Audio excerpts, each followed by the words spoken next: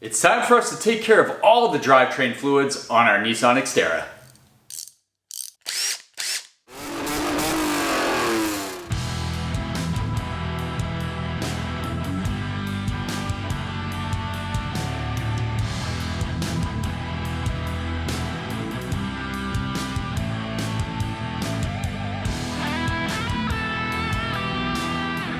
Welcome back to the Auto Obscure Garage. Chadwick with you again for another installment of Project Xterra. That is our 2008 Nissan Xterra off-road trim, and it's awesome to have you guys back in the garage with me. I hope you guys are learning something out of all this. The Xterra is such an approachable platform. It's so capable, it's so DIY friendly. I hope you're taking something home with you, and if not, just enjoying the content with me. Today we're doing all the drivetrain fluids. On this model, it does include the transmission, the front diff, the transfer case, and the rear differential. I'm going to show you guys what fluids to use on each of those components, because it does get a little crazy out there. There's some different sources, but this is the most trusted sources from all the research I did, and I hope it works for you, because it worked great for my truck. So let's get in the garage, get a little dirty. Time to do the transmission fluid on our Xterra. It requires 10 7/8 quarts of ATF. Valvoline Max Life Multi-Vehicle is a wonderful brand. A lot of guys recommend it for the Xterra. Yeah, we're a little overkill. We're gonna have an extra 4 quarts plus when we're done, but again, really good for the trip. This stuff is really good. Get yourself a regular funnel, and I'll show you guys where to drain and where to fill the automatic transmission on the Xterra. Again, we're gonna be doing all the driveline fluids, but let's start with the trans.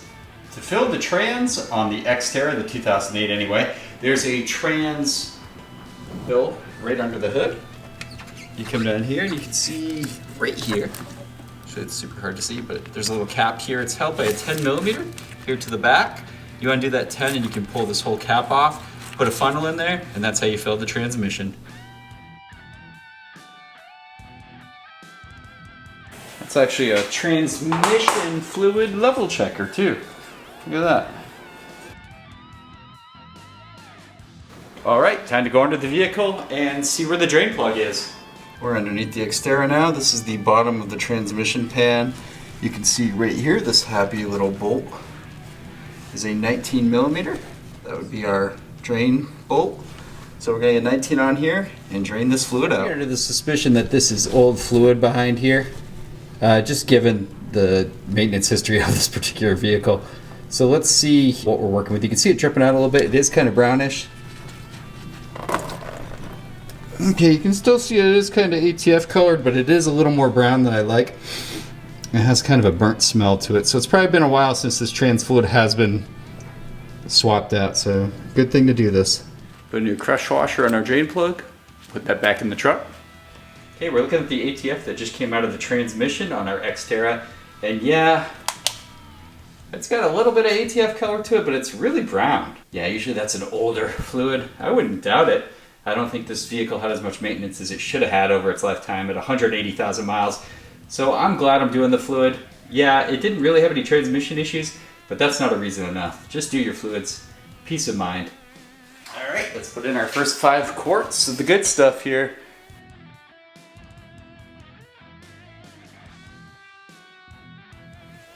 Okay, time to add our next 5 quarts. And then after that, it's almost another quart and then we're done.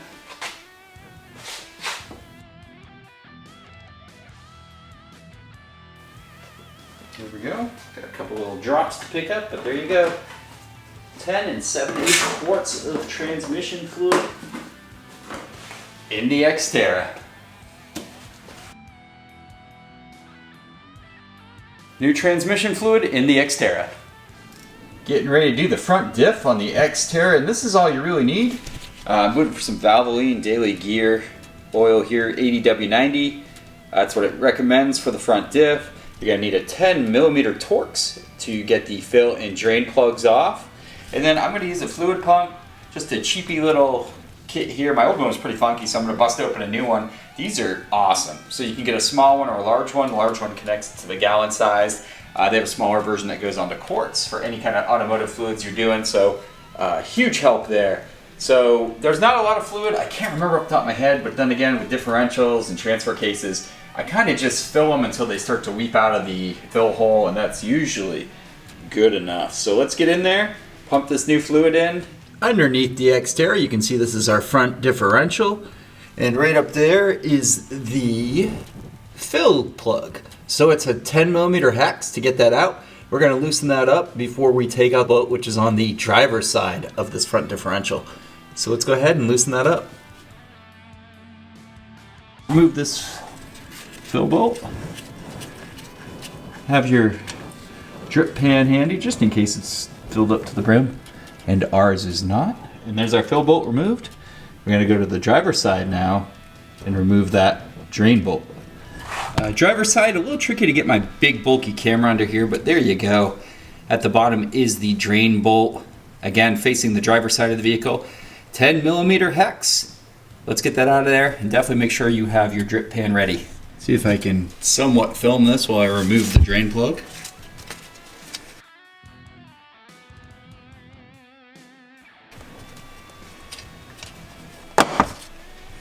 Okay, fluid is still pretty clear. I don't think this has ever been serviced, but yeah, front diffs don't get too dirty really.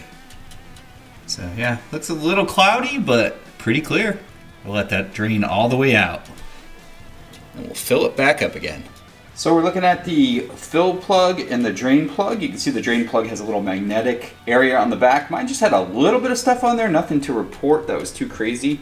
Cleaned them both up pretty good. They're nice and shiny and clean now. What was interesting on this truck so far is that all the crush washers that I pulled off from the trans and now the front diff uses these silver crush washers instead of the standard copper you see. I'm using copper to replace them, but I thought that was interesting. Wonder if anyone else saw that when they were doing this job, but let me know in the comments. I think that's pretty neat. But we are using the standard copper. They crush down real nice, so we'll do that. So now it's almost drained all the way out, so we'll put our, of course, drain bolt back in here on the right. Tighten that down to spec with our new copper crush washer, and we'll start filling through the fill hole till it starts to come out. We've got our jug of 80W90 going in the front diff through a happy little hose right into that differential.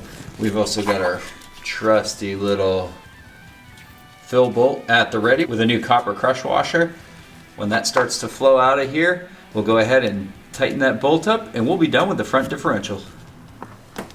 All right, we're starting to see a little bit of that fluid come out of the fill hole.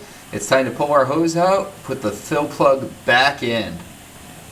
We are topped off at the front diff. Get that fill plug torqued down to spec, 25 foot-pounds, just like the drain bolt, and the exact same spec as the transmission drain bolt, so they're all 25 foot-pounds. The only thing that's actually different, and depending, of course, what trim you have, if you have an off-road or not, there's some variances there, but the transfer case is 26 foot-pounds for the fill and drain, so pretty easy to remember all these. But yeah, 25 foot-pounds on the front diff, and our front diff has been serviced. Fresh fluid and ready to rock and roll. And if we're wondering about the amount of fluid I ended up using, right under 2 quarts, you can see right there, we're just right above 3 quarts, so almost 2 quarts exactly for the front diff. For the transfer case for the 2nd Gen Xterra, pretty straightforward. We're going to use that ATF that we used for the transmission. So that's why it was important to buy 3 gallons. We'll have more than enough left over to fill this transfer case. And again, a 10 millimeter hex on a ratchet tends to work great for this job. And then we're going to need some kind of pump to pump the fluid in. But yeah, that's it.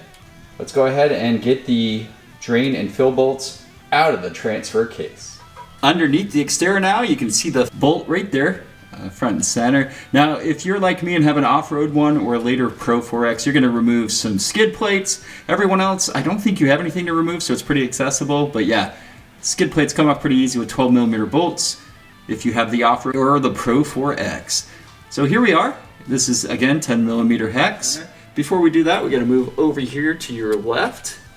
If you're looking from the rear of the vehicle, and up there you see the fill bolt, and that's also 10 millimeter hex. So we're going to get him out of here first, and then drain the fluid out, and then we'll hook our pump up just like before and top it off till it starts to spill out of that beautiful fill bolt up there. So let's go ahead and start draining the old fluid out. Getting this fill bolt out. And there goes our washer. We'll be replacing that anyway. All right, drain plug, you're up next.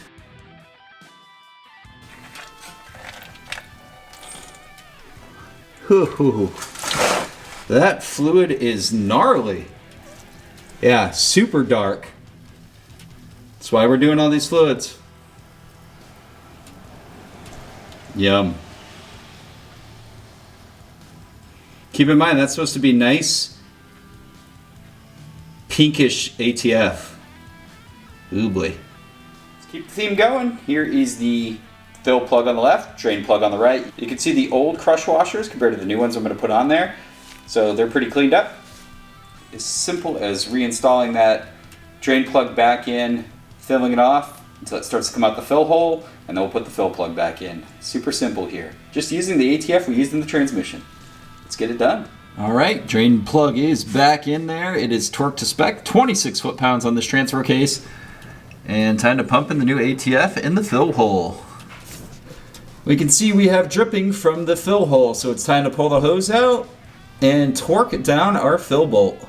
Our transfer case is topped off. And our fill bolt gets tightened down to 26 foot-pounds, and we are done. Our transfer case now has new fluid. Time to do the Xterra's rear diff. 75W140 is what we're using. This Valvoline's the stuff to get the drain and fill plugs off. It's actually a square drive. If you don't have your square drive handy, you can use a 3/8 inch ratchet, and that'll do it. I'm actually using a 1/2 inch with a reducer to a 3/8 extension. That way I can get some more power on it. You might need a breaker bar because these things can get pretty crusty. The rear diff is subject to a lot of rain, mud, stuff like that, so they can get pretty crusty back there. So might need a breaker bar on top of that, but that should be enough leverage for now. Let's give it the good fluid. We're here at the Xterra rear diff.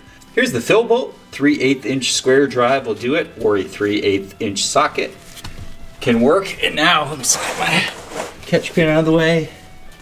Underneath the diff, you can see right here another 3/8 inch drain plug. Now this can be a gnarly thing to take off, so you might need a breaker bar. But let's go ahead and pull the fill bolt first. I'm a little curious now that I pulled the fill plug out. Right here, it came out pretty well. But we have liquid draining out of the fill hole, and it's really clear. So I'm curious if previous owner might have serviced this rear diff. Rear diffs are pretty easy to access. They get serviced more than the transfer case and the front diff, but yeah. This is an interesting story. So a little overfilled because it's really coming out. Oh well, I don't know what kind of fluid they put in there, so we're gonna put the right stuff. Just pulled the drain plug and you can see it's coming out nicely there. So we'll let that all drain out and put some new fluid in, even though that looks pretty damn new. Interesting. This rear diff has certainly been serviced. As I sit here watching the diff fluid drain out of the Xterra, a couple things to remember, that this is an off-road one, so I have a different differential than the other models would have. This vehicle does have the M226, so I am using that Valvoline SynPower 75-140. Now if you don't have an off-road or a Pro 4X, you have a C200 rear diff, most likely, unless it's been swapped, and you're going to use an 80W90, similar to what we used in the front diff. So there is a difference there. The fluid, there's a little more in the e-locker one, which I have. So yeah, so that is a difference. If you have the e-diff, go ahead and use 75-140.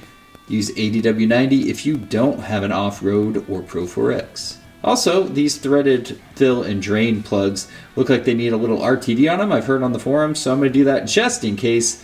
There's like mixed opinions about that, but I'm going to do it. Little insurance never hurt, but let's let it drip out. And then we'll put that drain plug back in. 75-140 hooked up to the rear diff here. You can see the tube going right back into that rear differential. So we're going to pump it up until it starts to leak out of there, and we should be good to go. I think it's going to be a little bit over 2 quarts, closer to 2.5 quarts when we're said and done. But let's get pumping and see how much we can put in there. Just like we did for the transmission, front diff, and transfer case, we're going to get my handy dandy, super shiny 3/8 inch snap-on torque wrench and make sure we're at 25 foot-pounds for the fill bolt, just like we were for the drain bolt. Perfect. Rear differential done. And that's all our fluids done. So we are completely done with all the driveline fluids on the Xterra. Now the only thing left for me to do is put those wonderful skid plates, inherit to the off-road edition, back underneath the truck, and we're good. All fresh fluids, guys. This is a huge thing to do to your truck and to kind of bulletproof it. And especially if you don't know the history of the fluids, just get in there and do it. I'll catch you guys on the next one.